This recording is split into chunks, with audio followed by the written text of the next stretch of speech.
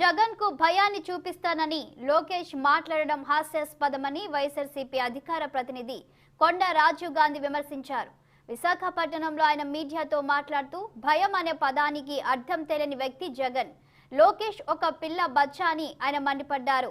CM Jagan ను చూసి ప్రతి క్షణం భయపడి చచ్చేది మీరు అని ఆయన చెప్పారు. ఓటుకి కోట్ల కేసుల భయపడి రాత్రికి రాత్రి పారిపోయి వచ్చింది మీరని కొండ అన్నారు.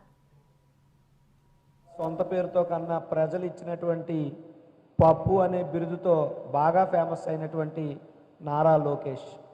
ఈ నారా లోకేష్ యోగలం పేరుతో పాదయాత్ర అని చెప్పి ప్రారంభించి దాన్ని టీడీపీకి పాడికట్టే యాత్రగా తీర్చిదిద్దుతున్నటువంటి తరుణంలో నిన్న ఆయన మాట్లాడుతూ వైఎస్ జగన్మోహన్ రెడ్డి గారికి భయం అంటే ఏంటో చూపిస్తానని చెప్పి మాట్లాడడం జరిగింది.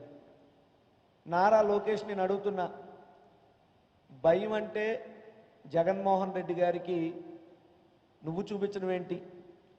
ఒకప్పుడు భారతదేశంలోనే అత్యంత శక్తివంతమైనటువంటి మహిళ, ఓ కేంద్ర ప్రభుత్వం, సిబిఐలు, జైళ్ళు ఇవేవి కూడా జగన్మోహన్ రెడ్డి గారిని భయపెట్టలేకపోయినాయి.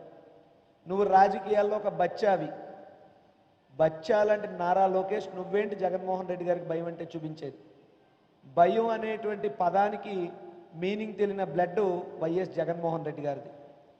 ఆయన ఒంటరిగా ఉన్నప్పుడు భయపడలేదు, ఓడిపోయి ప్రతిపక్షంలో ఉన్నప్పుడు భయపడలేదు, 23 మంది ఎమ్మెల్యేలని నీ తండ్రి సంతలో పశువుల్లా కొన్నప్పుడు భయపడలేదు.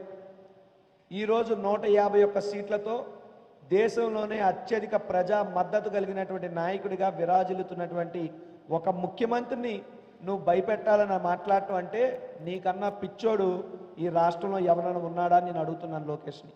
రాష్ట్ర వ్యాప్తంగా సొంత పేరుతో